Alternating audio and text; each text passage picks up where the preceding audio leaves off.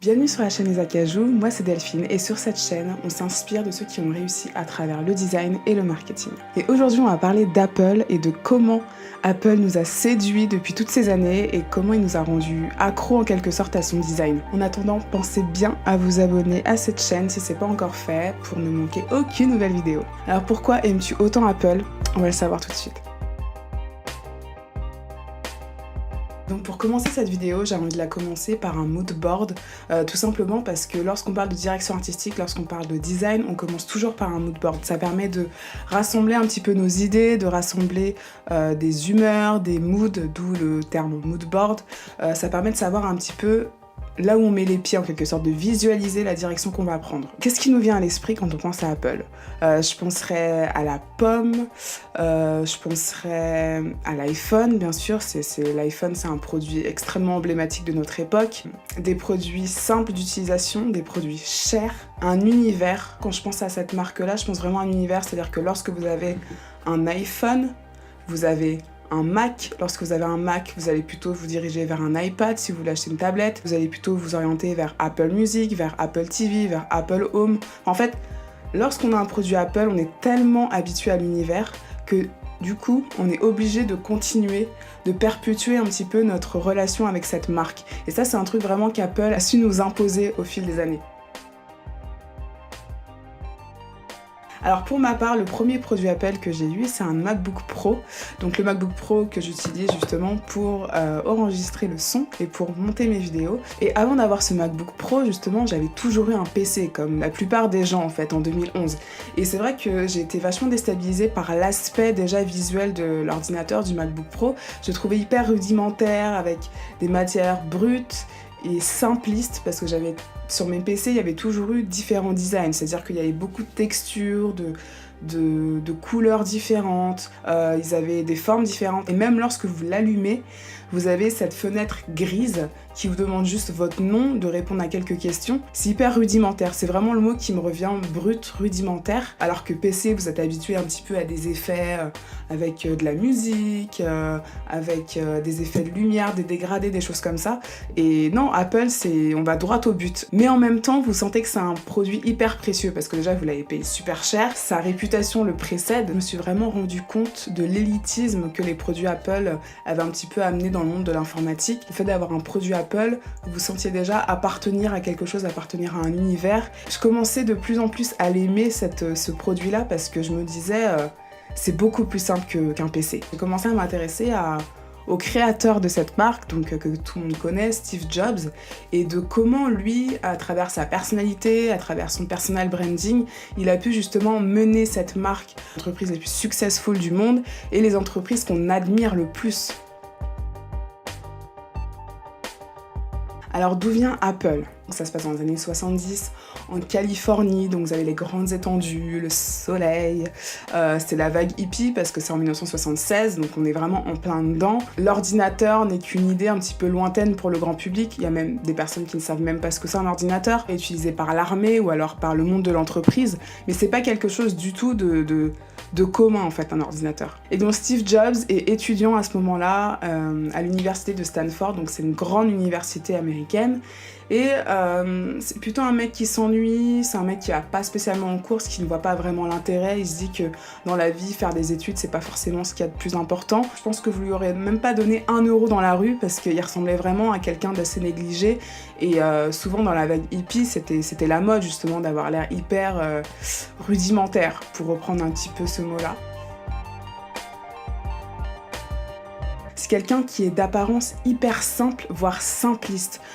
Il ressemble vraiment à Monsieur Tout-le-Monde. Et son style, justement, a eu énormément d'influence dans la culture un petit peu start-up, la culture entrepreneur qu'il peut avoir aujourd'hui. Le fait d'être habillé vraiment de manière décontractée, chill, tout ce que vous voulez. Le fait de porter des sneakers, des running, avec un jean assez large, qu'on peut appeler un petit peu comme la tendance dadcore aujourd'hui. Le fait de ressembler un petit peu à un père de famille des années 80 américain. Et comment vous dire, un PDG d'une multinationale Apple ne s'habille pas comme ça. Normalement, lorsque vous êtes un PDG d'une multinationale, vous êtes en costard-cravate, vous êtes avec des boutons de manchette, des pinces à cravate, etc. Mais vous n'êtes pas en jean comme si vous alliez faire le jardinage, quoi. Et ben Steve Jobs, lui, ça lui passait au-dessus. Ça a vraiment suffi le fait que pour créer des choses différentes, pour changer le monde, pour devenir riche entre guillemets grâce à un produit qu'on a créé, on n'a pas forcément besoin d'être en costard-cravate.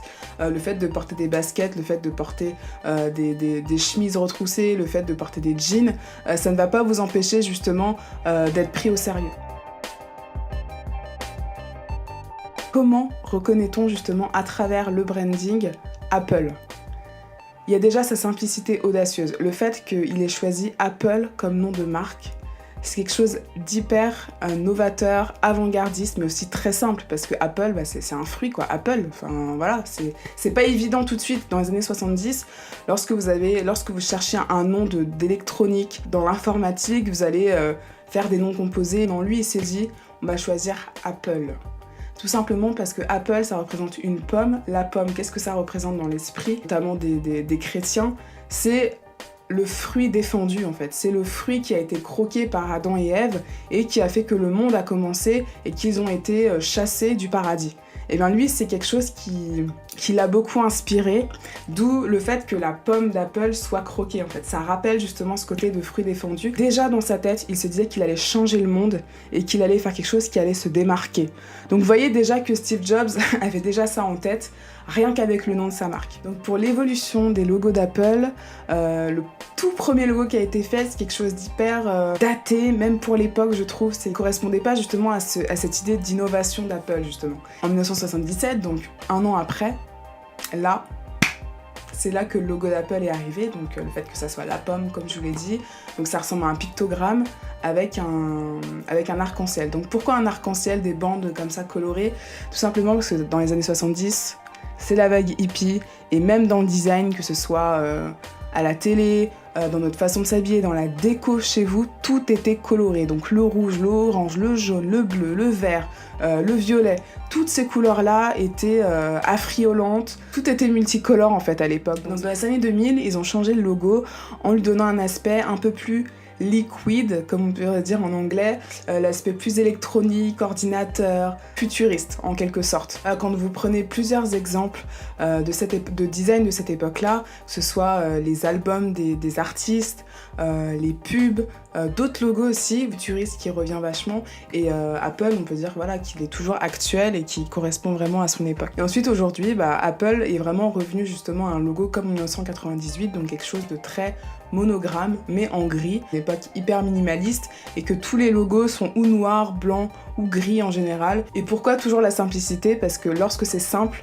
on s'en rappelle, c'est reconnaissable. Lorsque vous prenez le logo de McDonald's par exemple, le fait que ça soit un grand M jaune, c'est quelque chose de très simple, mais de très reconnaissable. Quand vous voyez un M jaune, ça vous fait direct penser à McDo. Et lorsque vous êtes une marque, c'est important justement d'avoir un logo qui reste en tête, qui est simple et qui est reconnaissable au premier coup d'œil. Donc, en ce qui concerne les produits Apple, il y a toujours ce souci du détail, notamment insufflé par Steve Jobs, forcément.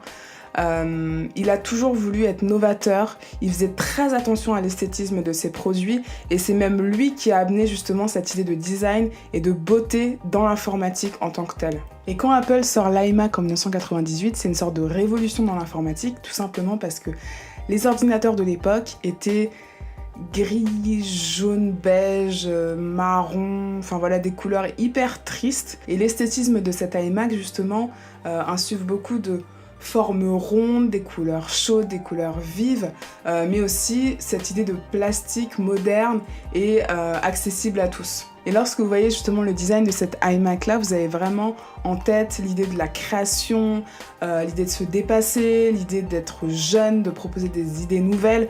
Apple a vraiment voulu insuffler ça à travers le design de cet iMac, qui reste un produit hyper iconique de cette époque. Au fait qu'on soit justement à la fin du millénaire et qu'on veuille justement proposer des choses nouvelles, qu'on soit dans la modernité et dans le futur. Et lorsque vous prenez l'iPod classique qui a été inauguré en 2001, on sent toujours qu'Apple est sur ce côté de innovation, ce côté de praticité, de simplicité, mais surtout toujours avec style. Parce qu'à l'époque, on se baladait justement avec des baladeurs CD, donc quelque chose de volumineux, de ne pas pratique. Et lorsque vous étiez en mouvement avec votre baladeur, le CD sautait. Donc il n'y avait pas ce côté vraiment On appelait ça un baladeur, mais on ne pouvait pas vraiment se balader avec. Alors qu'un iPod, vous pouviez le mettre dans votre poche et vous aviez 1000 chansons dedans. Donc ce côté simple, pratique et toujours avec style. Et avec l'iPhone, Apple est toujours resté sur sa ligne minimaliste. Le fait de ne mettre qu'un seul bouton inférieur sur son téléphone, parce qu'à l'époque, tous les smartphones, en fait, déjà ils n'étaient pas tous tactiles parce qu'il y avait beaucoup de touches. Apple a vraiment amené son minimalisme, son 100% tactile, une interface propre à lui. Et lorsque vous prenez le blanc, la couleur blanche ou en tout cas le gris très clair, ça vous fait directement penser à Apple et de la pureté, de clean, de propre, de pur. Voilà, vous avez un petit peu compris l'idée. Lorsque vous prenez par exemple les écouteurs Apple a vraiment su créer une silhouette très linéaire, blanc, fin, très simple, ergonomique pour nos oreilles aussi. C'est, voilà, on va à l'essentiel tout en restant dans le style. Et en fait, Steve Jobs a toujours voulu que ses produits restent universels et accessibles à tout le monde. Donc moi, ce que je pense d'Apple, je dirais que c'est une très très bonne marque. Notamment ce que je vous l'ai dit par rapport à mon MacBook Pro que j'ai depuis plus de 7 ans, je l'ai utilisé à fond, je l'ai saigné. Je l'ai vraiment saigné jusqu'à la moelle parce que je suis graphiste, donc il y a des logiciels extrêmement lourds, extrêmement puissants, donc l'ordinateur chauffe en permanence, je travaille du matin jusqu'au soir sur cet ordinateur tous les jours de l'année et je touche du bois quand je vous dis ça parce que je n'ai pas envie qu'il me lâche tout de suite parce que comme je vous l'ai dit, oui, Apple c'est bien, mais Apple c'est cher. Ils produisent des produits de qualité et qui sont performants sur la durée. Donc oui, il faut y mettre le prix, mais on est très rarement déçus, je pense. Et je peux vous le dire, si j'avais acheté un PC en 2011, je pense pas qu'en 2018, il soit encore des nôtres en fait. Je pense que j'aurais dû peut-être acheter 2 autres PC entre-temps, alors que mon MacBook est toujours là. Il se fait vieux, mais il est toujours là.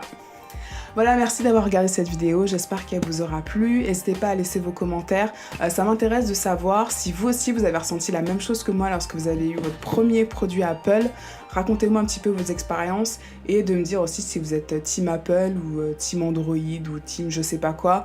Dites-moi ce que vous en pensez dans les commentaires, ça m'intéresse toujours autant et de vous abonner à la chaîne si ce n'est pas encore fait. Comme d'habitude, n'hésitez pas à vous inscrire sur lesacajou.com pour les 30 minutes de conseils branding gratuits. Si vous voulez développer votre personnalité sur les réseaux sociaux, si vous ne savez pas comment faire, si vous voulez développer une marque mais vous ne savez pas par où commencer dans le processus créatif, que ce soit pour un logo, pour un mood board, pour ces choses-là, n'hésitez pas, c'est gratuit. C'était Delphine de la chaîne Les Acajou et je vous dis à la semaine prochaine pour une nouvelle vidéo. Et en attendant, portez-vous bien. Salut!